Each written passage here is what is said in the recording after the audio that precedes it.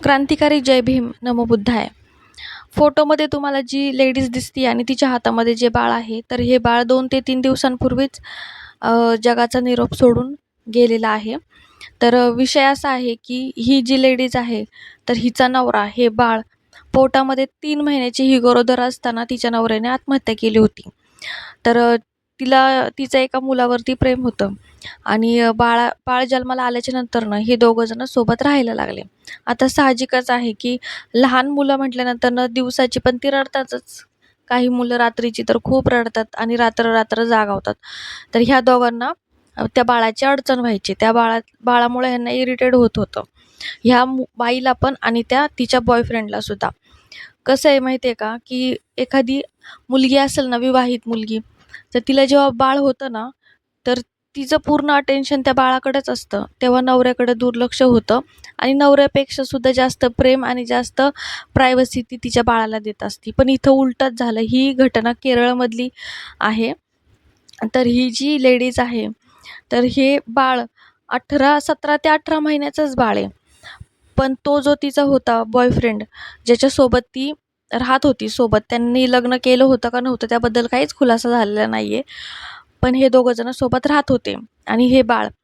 तर तो जो माणूस होता, तर तो त्या बाळाला इतका अमानुषपणे मारायचा, सिगारेटचे चटके वगैरे द्यायचा. त्याच्या प्रायव्हेट पार्टला सुद्धा त्याने चटके वगैरे दिलेले आहेत आणि तळपायाला चटके द्यायचा.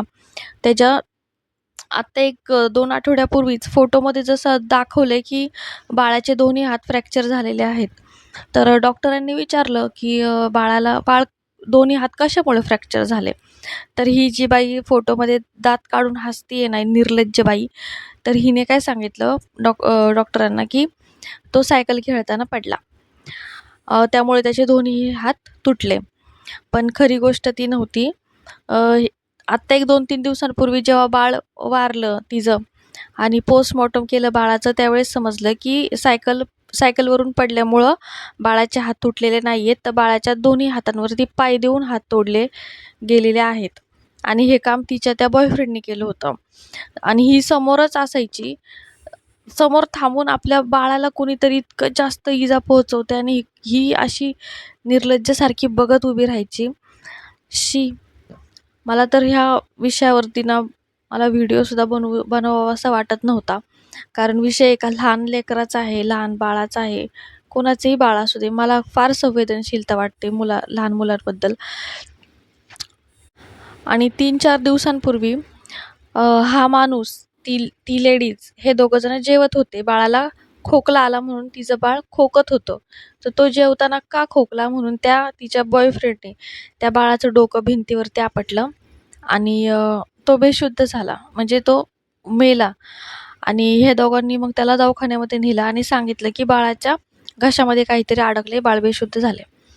तर तिथं त्यांनी चेक केलं, तर समजलं की बाळ गेलेलं आहे. तर डॉक्टरांना काही संशय आला म्हणून डॉक्टरांनी पोस्टमॉर्टम वगैरे केलं आणि पोलीस केस केली. तर पोस्टमॉर्टममध्ये असं दिसलं की बाळाच्या घशामध्ये काहीही सुद्धा अडकलेलं नव्हतं. तर बाळाचा मृत्यू जो आहे तो भिंतीवर डोकं आपटल्यामुळे झालेला आहे. आणि इतकी हादरून टाकणारी गोष्ट अशी की जवळ-जवळ बाळाच्या शरीरावरती 50 ते 51 जखमा होत्या, खुणा होत्या आणि अंतर्गत रक्तस्राव होत होता.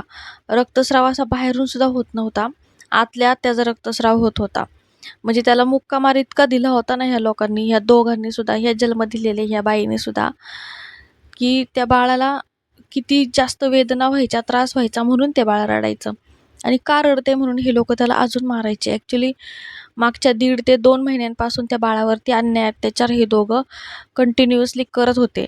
कारण असंच मारून, मारून, मारून, मारून आहे ना, त्या बाळाला जिथे वारलं किंवा कसं वारलं हे कोणालाच समजावं नाही म्हणून हे लोकं रोज त्याला थोडं-थोडं मारत होते. कारण ह्या दोघांना बाळाची अडचण होत होती.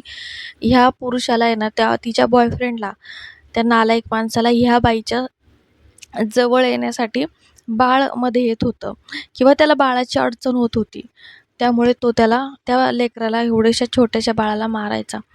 पण हिला अक्कल असायला पाहिजे होती, की आपलं बाळ पहिलं आहे का तो माणूस? कीच अडचण होत होती, तर मग ते बाळ कोणाला तरी देऊन टाकायचं आणि असे खूप समाजामध्ये लोक आहेत ज्यांना मुलं-बाळं नाही आहेत ना, तर ते रोज तीळ-तीळ मारतात. नवस नवस वगैरे करतात, की काही पण करून आम्हाला बाळ होऊ द्या, ट्रीटमेंट वगैरे घेतात किंवा दत्तकसुद्धा घ्यायला असे खूप लोकं आहेत जे तयार असतात आणि बाळांना दत्तक घेतलेल्या बाळांना सुद्धा ना जीवाच्या पलीकडं सांभाळतात. इतकी पण माणुसकी मेलेली नाही आहे समाजामध्ये. पण ह्या लोकांनी असं काहीतरी पाऊल न उचलता त्या बाळाला मारण्याचा प्रयत्न केला. फोटोमध्ये तुम्ही बघू शकता किती निरागस बाळ आहे. मला तर ते बघूनच इतकं कसं तरी झालं ना त्या बाळाकडे बघूनच, की कसं कोण असं करू शकतं? इतक्या छोट्याशा बाळाला कोण कसं मारू शकतं? एखादा धपाटा मारला तरी दुसऱ्या वेळेस आपल्याच मनाला किती वाईट वाटतं, की अरे मी त्या बाळाला एक धपाटा मारला किंवा एक फटका मी त्या बाळाला मारला. दुसऱ्या क्षणी आपण त्या लेकराला जवळ घेतो. इतकं निर्दयीपणे मारहाण करायची आणि तरीसुद्धा त्या लेडीजच्या आणि त्या पुरुषाच्या सुद्धा आहे ना त्या तिच्या त्या नालायक बॉयफ्रेंडच्या चेहऱ्यावरती थोडंसं सुद्धा पश्चाताप किंवा दुःख नव्हतं. मोठं म्हणजे किंवा एक निष्पाप जीव आपल्याकडून गमावला गेला आहे ना, ह्याची थोडीसुद्धा खंत ह्या दोघांच्यासुद्धा चेहऱ्यावरती नव्हती. तिचं फक्त आणि फक्त तिच्या आणि त्याच्या डोक्यावरती फक्त प्रेमाचं भूतच होतं आणि आहे अजूनसुद्धा. त्या बाळाने तर मात्र मुक्या जीवाने आपला जीव गमावला. माझी तर अशी इच्छा आहे, की अशा अशा प्रकारचे जे निर्दयी लोक आहेत ना, जे लहान मुलांवरती अशा प्रकारचे अन्याय अत्याचार करतात, तर ह्या लोकांना तशाच प्रकारची शिक्षा भेटली पाहिजे. जे अन्याय हे लोकं त्या लहान लेकरांवरती करतात आहेत. ज्या 50-51 खुना त्या बाळाच्या अंगावरती होत्या, जे पाय देऊन त्याचे हात तोडले गेले ना, तशाच प्रकारचे हात ह्या दोघांचे सुद्धा तोडले जावेत आणि ह्यांना पण इतका छळ करून करून मारण्यात यावं.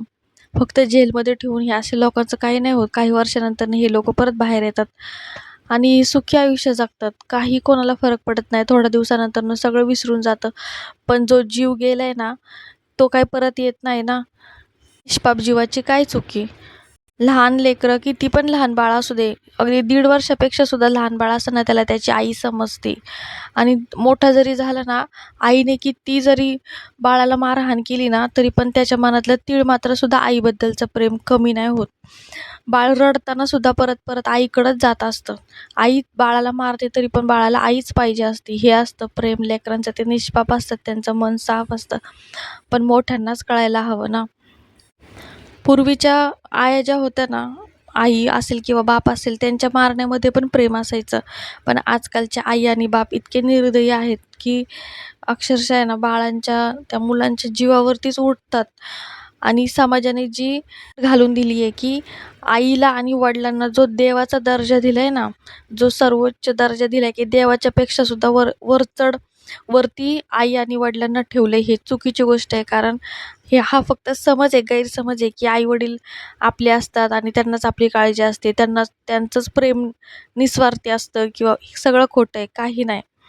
काहीच आई-वडील चांगले नसतात. काही आई-वडील असे सुद्धा असतात. त्यामुळं आई-वडिलांबद्दलची पण हा गैरसमज दूर झाला पाहिजे. फक्त आई आहे किंवा बाप आहे म्हणून काय झालं काय? जीव घेणार का लेकराचा? मुलं मोठी झाली, मुलांनी ह्या लोकांना सांभाळलं नाही, तर मग मुलांवरती हे लोकं किती आरोप लावतात, की मुलगा चांगला नाही निघाला, आम्ही ह्याला सांभाळलं वगैरे, आता हा आम्हाला सांभाळत नाही, आमच्यासोबत राहत नाही, हा त्याचाच राहतो. पण ह्यांच्या खोडी नाही दिसत बरं का. हे लोकं आहेत ना, जसं लहानपणामध्ये तुम्ही मुलांना वागणूक देता ना, मुलं पण म्हातारपणामध्ये तुम्हाला तशीच वागणूक मिळणार आणि मिळायलाच पाहिजे. दयामाया करून काही होत नाही. फक्त केरळमध्येच नाही, अशा बहुतेक ठिकाणी बाळांवरती हे अत्याचार जे आहेत ते आई-वडील करत आलेले आहेत आणि अजून पण करतात आहेत. पण ही फक्त एक गोष्ट समोर आली. अशी अजून कितीतरी प्रकरणं आहेत जी उघड झालेली नाही आहेत. एकच सांगणं आहे या व्हिडिओच्या माध्यमातून, की मुलांना तुम्हाला म्हणजे समजावण्याच्या पद्धत मारहाण करायची आहे करा, एखादा दुसरा धपाटा. पण अशा प्रकारची अमानुष मारहाण करू नका. दुसऱ्या कोणत्या व्यक्तीसाठी आपल्या मुलांच्या जीवावरती उठू नका. आणि तसंच करायचं असेल तर मग त्या बाळाला जन्माला नका घालू. जन्माला येण्याच्या आधीच तुम्हाला काय करायचं ते करू शकता. पण एकदा का जीव जन्माला आला ना, त्यानंतर ना अशा प्रकारची वागणूक देणं ही खूप चुकीची गोष्ट आहे. बाळाला फक्त प्रेम पाहिजे असतं बास, बाकी काही नको. धन्यवाद. जय भीम, नमो बुद्धाय.